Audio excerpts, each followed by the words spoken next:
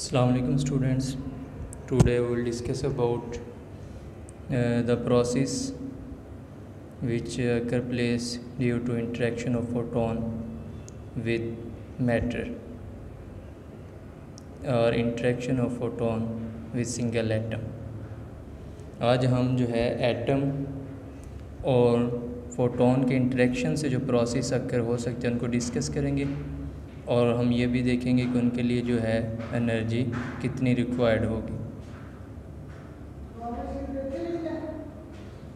So categorize the process on the basis of energy. First जो इसके अंदर process आता है वो पेयर प्रोडक्शन है। Pair production occurs only for gamma rays of high energy. जब हाई एनर्जी के गैमा रेज जो हैं वो हम यूज़ करते हैं तो हमारे पास पेयर प्रोडक्शन होता है। By that effect the gamma ray is transpose to matter in the form of a pair of negative and positively charge electrons. जो गैमा रे है वो ट्रांसफॉर्म हो जाता है मैटर के अंदर in the form of pair of negative और positive charge के फॉर्म में। हमारे पास पॉजिट्रॉन इलेक्ट्रॉन बनता है और and gamma energy of 1.02 mega electron volt is required for this pair production. और पेयर प्रोडक्शन के लिए हमारे पास जो मिनिमम एनर्जी है वो कितनी होनी चाहिए? 1.02 mega electron volt. Any excess energy of the pair production gamma ray is given to electron positron pair as kinetic energy. और मिनिमम एनर्जी जो है इस प्रोसेस के लिए वो 1.02 मेगा इलेक्ट्रॉन वोल्ट होनी चाहिए। इससे एक्सेस एनर्जी जो है अगर हम गैमा रे को देंगे तो वो जो है उसकी इलेक्ट्रॉन और पॉजिट्रॉन की काइनेटिक एनर्जी में कन्वर्ट हो जाएगी। तो यहाँ पे ये हमारे पास प्रोसेस है। यहाँ पे एक हैवी न्यूक्लियस है। जब इसके पास से फोटोन जो है 1.02 मेगा इलेक्ट्रॉन वोल्ट एनर्जी का गुजरेगा तो क्या होगा? हमारे पास पॉजिट्रॉन और इलेक्ट्रॉन बनेंगे। Other process can not be occur after pair production.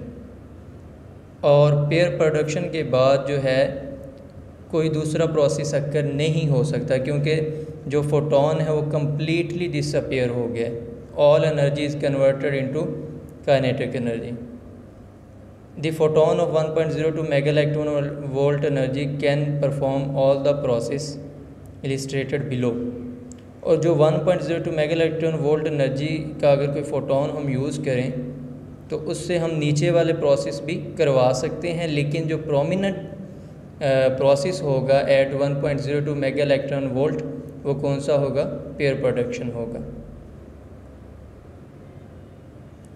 Next हमारे पास है कॉम्पटन स्कैटरिंग। कॉम्पटन स्कैटरिंग क्या होता है? जब when high energy photon collide with the target. और जब हाई एनर्जी फोटोन जो है वो किसी टारगेट से किसी एटम से टकराएगा तो then the loosely bound electron release from the outermost shell. तो उस एटम का जो outermost loosely bound electron होगा वो रिलीज़ हो जाएगा। This phenomena is known as Compton scattering. और ये फिनोमिना जो है कॉम्पटन स्कैटरिंग कहलाता है। This effect is dominant in materials with lower atomic numbers. और ये जो इफ़ेक्ट है वो लोअर एटॉमिक नंबर्स मटेरियल्स के लिए डोमिनेंट है, सच एज ह्यूमन टिश्यू कि जिसका एटॉमिक नंबर लोअर होता है 7.5। Compton scattering becomes prominent for gamma energies of about 0.1 mega electron volt. और इसके लिए जो एनर्जी चाहिए वो कितनी है? 0.1 मेगा इलेक्ट्रॉन वोल्ट या इससे ज़्यादा। तो मिनिमम जो है वो 0.1 मेगा इलेक्ट्रॉन। तो ये कॉम्पटन स्कैटरिंग वाला जो फोटोन है ये फर्दर जितने भी प्रोसेस हैं फोटो इलेक्ट्रिक इफेक्ट, आयोनाइजेशन और एक्साइटेशन करवा सकता है। और जो फोटोन स्कैटर हुआ है, लेट्स सपोज ये हमारे पास जो है वो टारगेट इलेक्ट्रॉन है लूजली बाउंड और इंसिडेंट फोटोन इस पे आके जो है वो इंटरेक्ट करता है। इलेक्ट्रॉन इस तरफ कोलाइड कर रिकॉयल हो जाता है और फोटोन इस तरफ स्कैटर हो जाता है। तो जो स्कैटर्ड फोटोन है इसकी वेवलेंथ जो है वो इंक्रीज़ कर जाती है और एनर्जी डिक्रीज़। एनर्जी कम क्यों हुई है स्कैटर्ड फोटोन की? क्योंकि कुछ जो एनर्जी है वो इलेक्ट्रॉन की काइनेटिक एनर्जी के तौर पे शेयर हुई है। The scattered photon has enough energy that all other process can occur like photoelectric effect, ionisation and excitation. ये जो स्कैटर फोटोन है इवन ये भी बाकी प्रोसेस करवा सकता है कि इसके पास अभी भी इतनी एनर्जी होती है कि ये फोटोइलेक्ट्रिक इफेक्ट, आयोनाइजेशन और एक्साइटेशन करवा सके। नेक्स्ट जो प्रोसेस है जो फोटोन और सिंगल एटम या मैटर की इंटरेक्शन से होगा, जो प्रोसेस वो होगा फोटोइलेक्ट्रिक इफेक्ट, जो थर्ड प्रोसेस है। The photoelectric effect occurs when all of the energy of incident photon is transform to an atomic electron. इसके अंदर क्या होता है कि जो इंसिडेंट फोटोन की एनर्जी होती है वो सारी की सारी फोटोन इलेक्ट्रॉन को ट्रांसफ़र हो जाती है and electron is ejected from atom, और इलेक्ट्रॉन जो एटम से इजेक्ट हो जाता है, एटम जो है वो आयोनाइज हो जाता है। The photoelectric effect is a dominant type of interactions with higher atomic number. तो जो फोटोइलेक्ट्रिक इफेक्ट है वो हायर एटॉमिक नंबर में जो है वो प्रोमिनेंट होता है, डोमिनेंट होता है, और इसका सच एज लेड जिसका एटॉमिक नंबर जो है 82 है। This effect is important for gamma energies of about 50 to 550 kilo electron volt. और ये जो प्रोसेस है वो 50 से 550 किलो इलेक्ट्रॉन वोल्ट पे जाके जो है वो डोमिनेंट होता है और इसके लिए इतनी एनर्जी रिक्वायर्ड होती है। तो फोटोइलेक्ट्रिक इफेक्ट जो है फर्दर जो है वो आयोनाइजेशन भी करवा सकता है और एक्साइटेशन भी करवा सकता है, क्योंकि जो आयोनाइजेशन है वो भी फोटोइलेक्ट्रिक इफेक्ट की एक टाइप है। तो आयोनाइजेशन बेसिकली जनरली जो हम डिस्कस करते हैं वो सिंगल एटम के लिए करते हैं, लेकिन फोटोइलेक्ट्रिक इफेक्ट जो है वो एक मेटल का होगा, एक मटेरियल का होगा। नंबर ऑफ़ एटम्स की वजह से जो इलेक्ट्रॉन इमिट होंगे वो फोटो इलेक्ट्रॉन होंगे और हमें फोटो इलेक्ट्रिक करंट मिलेगा। तो फोटो इलेक्ट्रिक इफेक्ट जो है वो किसके लिए होगा? नंबर ऑफ़ एटम्स के लिए, मटेरियल के लिए। तो सिंगल एटम के लिए ये ज़्यादा सूटेबल नहीं होगा। तो लेट्स सपोज अगर हम सिंगल एटम के लिए जो फोटो इलेक्ट्रिक इफेक्ट देखें तो यहाँ पे फोटोन जो है वो इलेक्ट्रॉन से कोलाइड हुआ है और सारा ऑब्जॉर्ब हो गया इंटरेक्शन की वजह से, और बाकी जो इलेक्ट्रॉन जो है वो इधर से रिलीज़ हुआ है।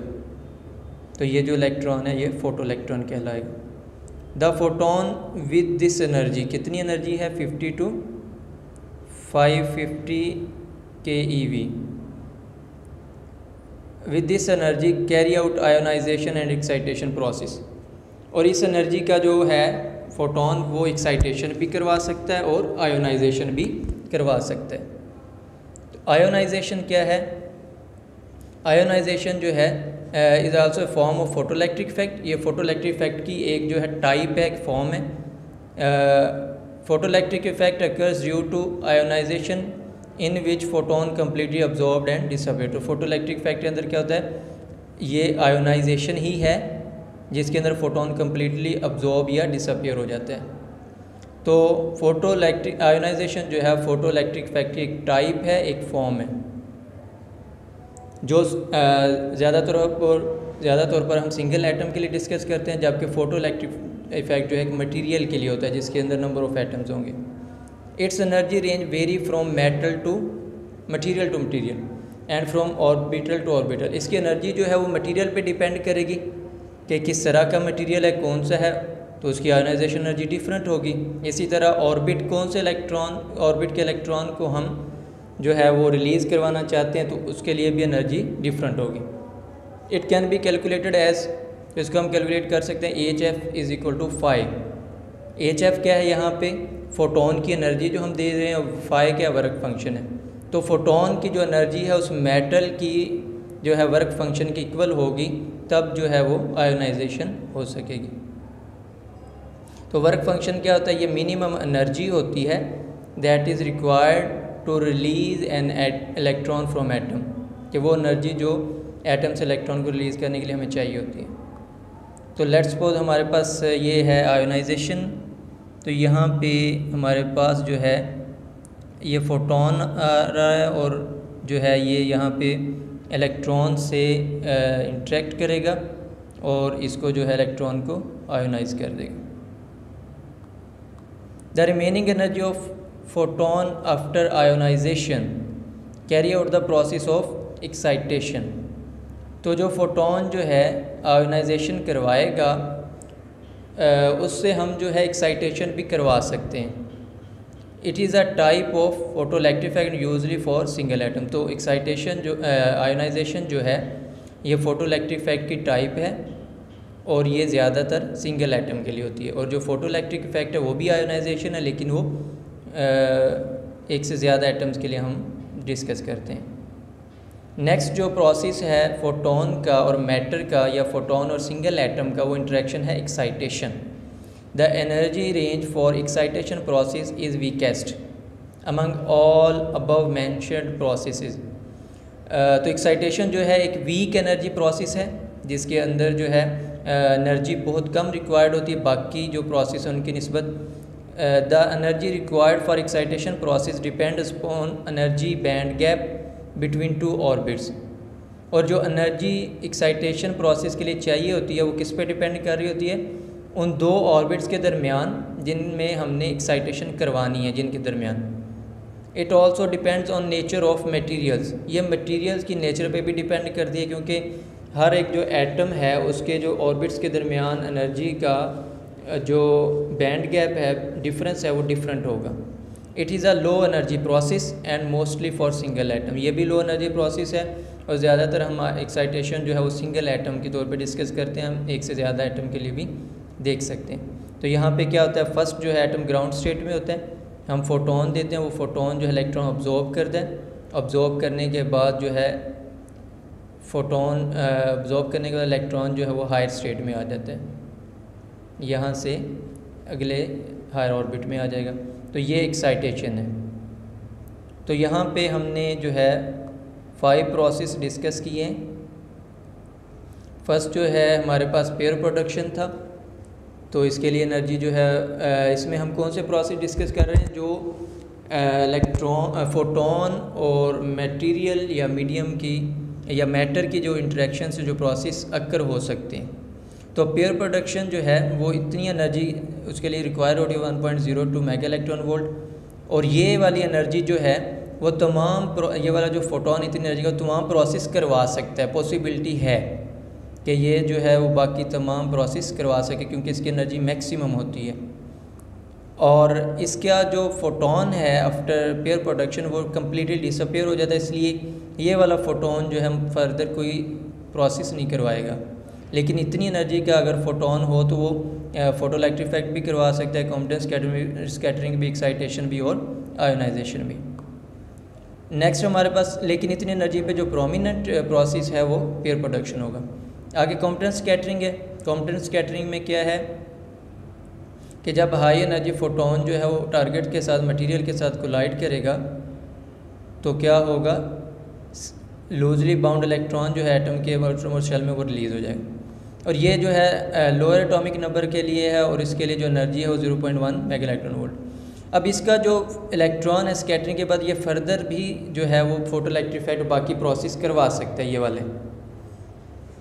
और जो है इसका जो फोटोन है 0.1 मेगा इलेक्ट्रॉन वोल्ट एनर्जी का ये भी जो है वो फोटोइलेक्ट्रिक इफेक्ट, एक्साइटेशन, आयोनाइजेशन करवा सकते हैं। जो फोटोइलेक्ट्रिक इफेक्ट, लेकिन जो कॉम्प्लेक्स स्कैटरिंग वाला फोटोन है वो प्योर प्रोडक्शन नहीं करवा सकता, बाकी नीचे वाले तीनों करवा सकते हैं। इसी तरह फोटोइलेक्ट्रिक इफेक्ट जो है इसमें जो है 50 to 50 keV एवरेज एनर्जी हमें चाहिए होती है फोटोन की। तो ये वाला भी जो एक्साइटेशन, आयोनाइजेशन करवा सकता है, लेकिन फोटोइलेक्ट्रिक इफेक्ट वाला फोटोन जो है कॉम्प्लेक्स स्कैटरिंग और प्योर प्रोडक्शन नहीं करवा सकता। इसी तरह आयोनाइजेशन जो है वाला जो फोटोन है वो एक्साइटेशन करवा सकता है, लेकिन ये वाला जो है वो फोटोइलेक्ट्रिक इफेक्ट भी करवा सकता है, लेकिन ये वाला फोटोन जो है वो कॉम्प्लेक्स स्कैटरिंग और प्योर प्रोडक्शन नहीं करवा सकता। इसी तरह जो एक्साइटेशन है इस वाला जो फोटोन है ये आयोनाइजेशन नहीं करवा सकता अगर बहुत कम एनर्जी है, तो ये वाला जो फोटोन है वो सिर्फ एक्साइटेशन करवाएगा क्योंकि ये सबसे जो है लो एनर्जी प्रोसेस है। और मोस्टली हम सिंगल एटम के लिए कंसीडर करें। तो ये 5 प्रोसेस थे जो फोटोन और सिंगल एटम या फोटोन और मैटर के इंटरेक्शन से हमारे पास हासिल होते हैं। नेक्स्ट वीडियो में इंशाल्लाह हम जो है बाकी प्रोसेस डिस्कस करेंगे, जिसमें जो है अगर फोटोन जो है वो न्यूक्लियस से इंटरेक्ट करे तो क्या होता है, फोटोन जो है एटम से इंटरेक्ट करे तो क्या प्रोसेस हो सकते हैं। ओके जी, अल्लाह हाफिज़।